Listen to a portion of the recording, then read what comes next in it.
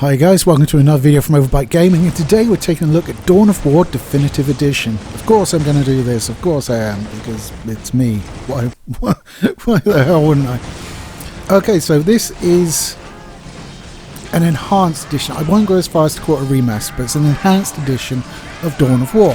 It comes with all the expansions, so your Winter Assault, your Dark Crusade and your Soulstorm. All that's here. There's tons of skirmish maps now, and you have all the factions that were available in the original game and mod support. Now, this is also very attractive to me because if you own the Anniversary Edition, which I do, this cost me £14 to get, and I am more than happy with it at that price. No complaints whatsoever. I will just go and check the store page and see what it's like for unlucky people that don't have the Anniversary.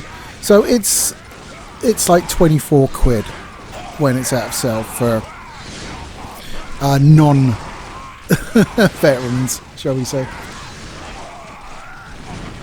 So what is different between, why would you buy this instead of just playing the Anniversary Edition?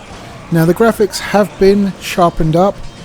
They don't look different to me. I don't think there's an actual difference in the textures used, but they're a lot sharper. But I think the biggest thing is the fact you can scroll the camera out more fully. So you I mean, it's an RTS game. You want to be zoomed out as far as possible in a lot of circumstances, and it does a wonderful job of that. It's just right.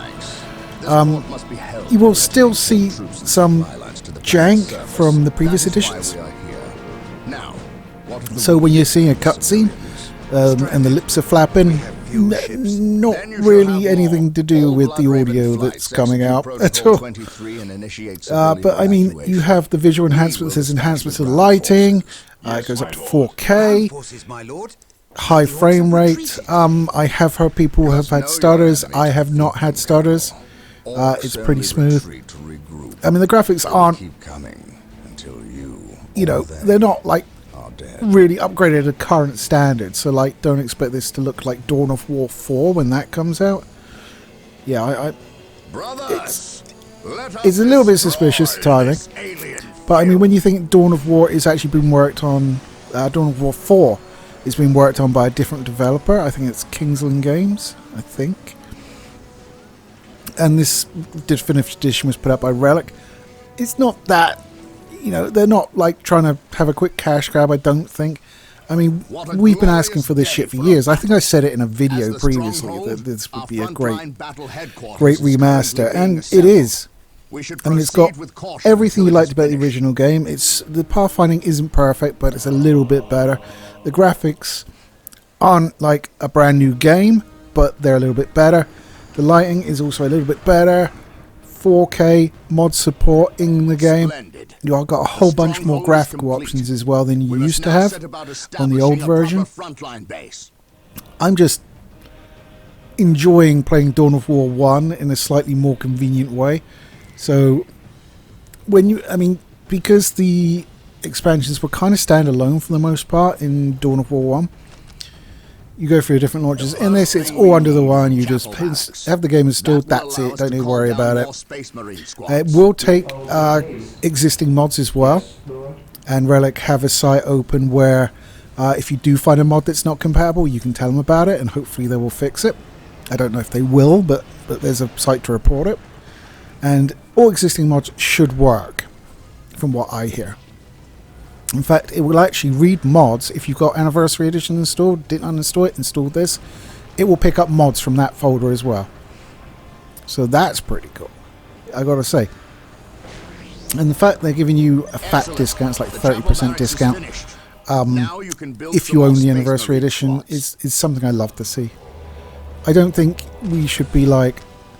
I remember there's this big kerfuffle around Control, and like people were saying, well, we should get that for free, and you're just like, why should they give you something for free if you bought it on the old console? It's a different game. It's not just because you bought it on the old console and now it's on the new console, you think you should get it for free? No. sod off. As in pure entitlement, that. But occasionally they will give you that. And I don't think it's fair to complain about the companies that don't, but it is fair to absolutely celebrate the companies that do. That's my opinion on it. And so in this case, getting a discount, perfect. I mean, it's not quite, you know, I mean, I've got like Red Faction, the second one, Red Faction 2, I can't remember if there was a subtitle, remastered. I got that for free. That just appeared in my library. I'm like, what the fuck is that?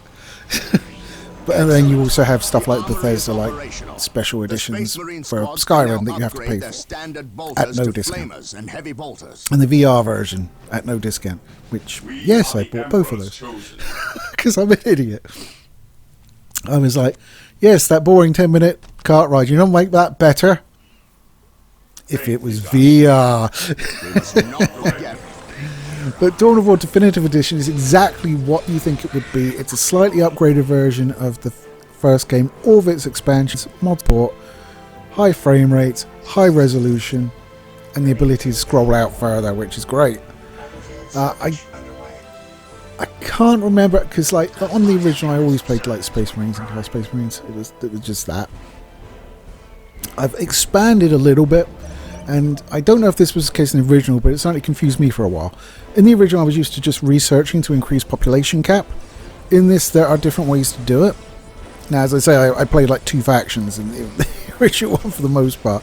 So if this hasn't changed, then it's me being dumb, but I think that was the case for like all the factions I played. So, but now there's stuff like, oh, you need to build additional buildings for the guard, stuff like that, or slave pits for the Dark Elder. Whereas I was just used to researching the level cap, so it was a little bit.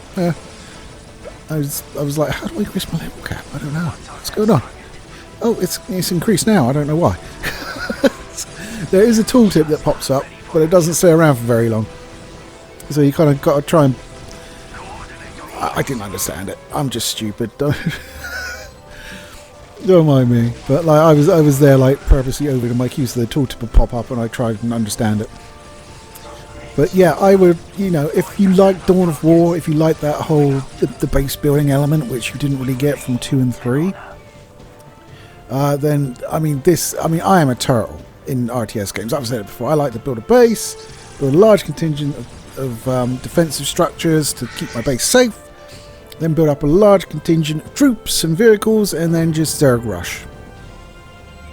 Now, it's certainly in later campaign missions that's not really feasible. You really need to split your forces in order to get shit done, and you know that's fair enough. I'm appreciative of that, but like, I can still Zerg rush in skirmish with the best of them.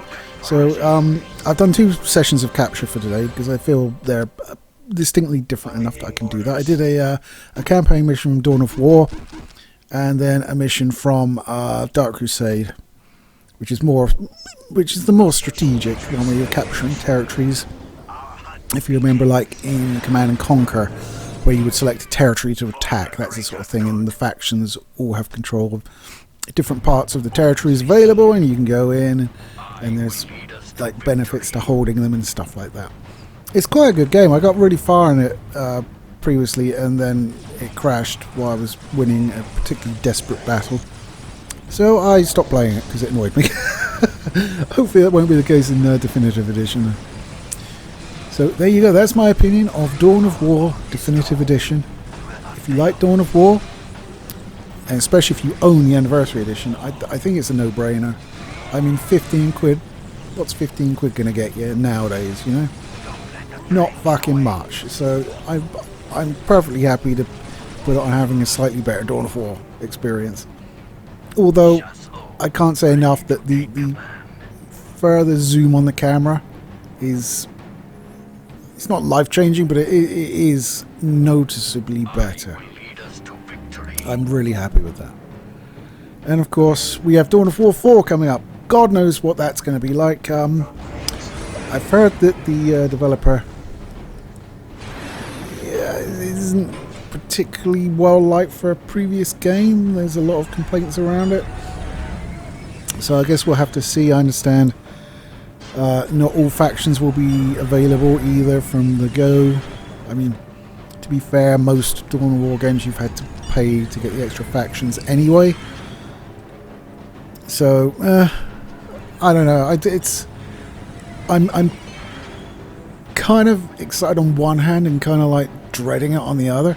You know, I'm very ambivalent about it because, you know, after Dawn of War 3, I did not like Dawn of War 3. I hated the fact that the campaign made you switch between fucking factions. That really pissed me off. And, you know, no real base building to speak of again. I can remember anyway, at least not in the campaign. So, yeah, I mean, not a fan of Dawn of War 3. Dawn of War 2 I liked. It's a great game. I won't put it down or anything, but the small-scale sort of unit combat, as opposed to the base building, wasn't really what I would like. And this new one apparently is going back to the base building and reintroducing some of the older mechanics from the first game in tweaked form. So, yeah, I'm going to wait and see, and you know, but I will be picking it up. I suspect it's Warhammer. I generally buy all things Warhammer on table games, and considering I own about 10 combat patrols now. Yeah, about 10 combat patrols and 2,000 points of Ultramarines and 2,000 points of World Eaters. Yeah, I have an impulse control problem around Games Workshop, I'm sorry. I also got into Marvel Crisis Protocol as well, and I have impulse control problems around that. Yes.